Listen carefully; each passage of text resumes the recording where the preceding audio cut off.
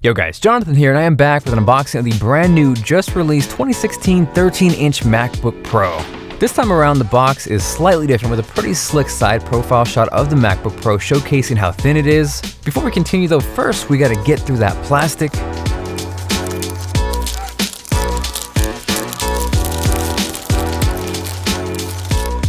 And once we're inside, included with the MacBook Pro is a USB-C to USB-C cable, the power brick which connects via USB-C, and that is important because that is how you will now charge the MacBook Pro. And last but not least, the Apple literature, and what would a MacBook Pro unboxing be without those Apple stickers? Now, taking a closer look for a second, can we all agree that space gray is insanely attractive? And drop a like if you agree. The downside though with the new color comes the death of the glowing Apple logo. But taking a quick look and comparison against last year's MacBook Pro, not only is this thinner and lighter, if we stack it on top, you can see it is smaller in every possible way. The other giant difference between this year and last year's model is the trackpad, which is humongous. Personally, I love the bigger trackpad, and because it's based off force touch and not a mechanical trackpad, no matter where you click or touch, it's always going to be equal, which is super enjoyable. And beyond that, the other big improvement with these MacBook Pro is the keyboard. So this keyboard is utilizing the second generation butterfly mechanism, which I actually like way better than the first gen on the 12-inch MacBook, and even more so than any previous MacBook Pro I've used.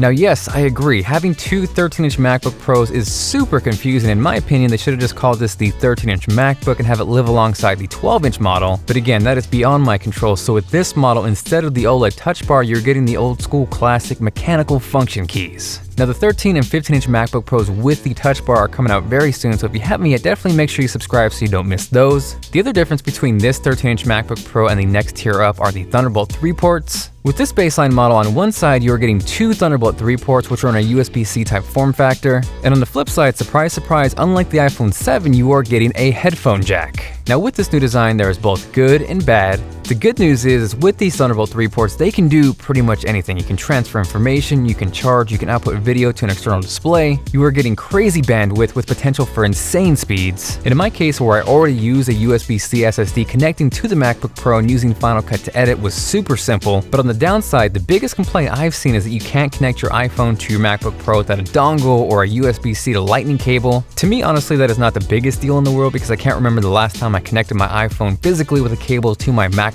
But where I do feel Apple jumped the gun just a little too early was removing the SD card slot, because that is something I use all the time. Granted, you could totally do that through a dock or through a hub, but there are way too many devices out there currently that use SD cards as a medium, which makes things super inconvenient. Now on the flip side, jumping back to some positive and things that stood out to me. First, the display is phenomenal. Apple claiming the screen is brighter and more colorful is 100% accurate. I'm pretty sure through video it doesn't translate or portray how big of a difference there is between the two, but in person it is huge. That reason alone for me is a solid reason to upgrade. It totally may not be enough of a reason for you to upgrade, but if you edit video, photos, or anything in that field, it is awesome.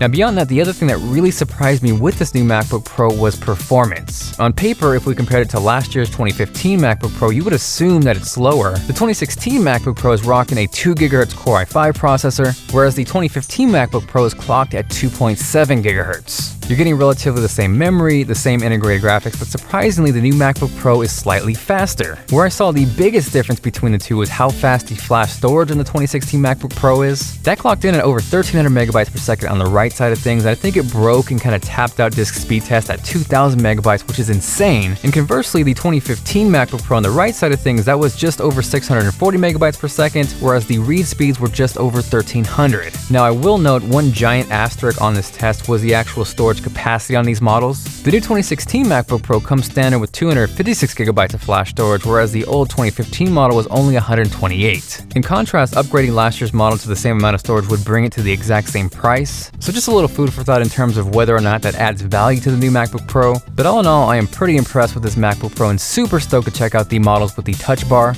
If you haven't seen it yet, there's a chance to win not one, but two of these brand new 13-inch MacBook Pros that is linked here and also down below. Thank you guys very much for watching. This is Jonathan, and I will catch you guys later.